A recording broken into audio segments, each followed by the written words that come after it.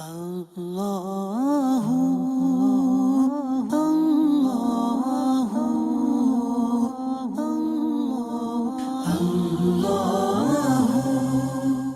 من الشيطان الرجيم بسم الله الرحمن الرحيم قال الله تبارك وتعالى في شان حبيبه إن الله وملائكته يصلون على النبي يا أيها الذين آمنوا صلوا عليه وسلموا تسليما اللهم صل على سيدنا مولانا محمد معدن الجود والكرم والي وصحابه بارك وسلم صلاة وسلام عليك يا سيدي يا سيدي يا سيدي يا رسول اللہ صلی اللہ علیہ وآلہ وسلم۔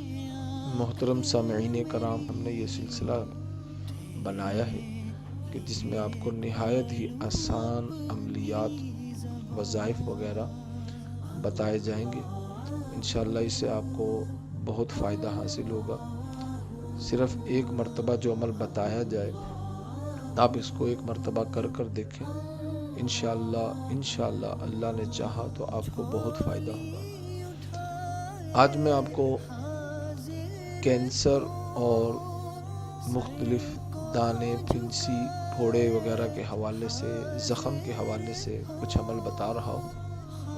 سامعین کرام، وظیفہ سننے سے قبل جو ہے وہ ہمارے چینل کو سبسکرائب کریں اور ساتھ ہی بیل نوٹیفیکیشن آئیکن پر بھی کلک کرنا نہ بھولیں۔ اس سے یہ فائدہ ہوگا کہ ہماری ہر نئی ویڈیو آپ تک آسانی کے ساتھ پہنچ جائے گی اور آپ اس سے استفادہ حاصل کر سکیں گے۔ سب سے پہلے یہ کہ قرآن مجید فرقان حمید پارہ 30 کے اندر سورہ بروج، یہ سورت مبارکہ آپ کو مثال کے طور پر کسی کو کینسر ہو، زخم ہو، تو اس کینسر کی جگہ پر آپ نے ایک پین لے لینا ہے اور اس پین کی نوک جو ہوتی ہے جہاں سے ہم تحریر لکھتے ہیں، اس زخم پر گولداری کی شکل میں آپ نے دم کرنا ہے، جیسا کہ آپ سکرین پہ دیکھ رہے ہیں۔ اس کے مطابق آپ نے دم کرنا ہے اور اپنے دائرے کو کلوز کرتے رہنا ہے، چھوٹا کرتے رہنا ہے، یہاں تک کہ وہ نقطے کی شکل میں آ جائے۔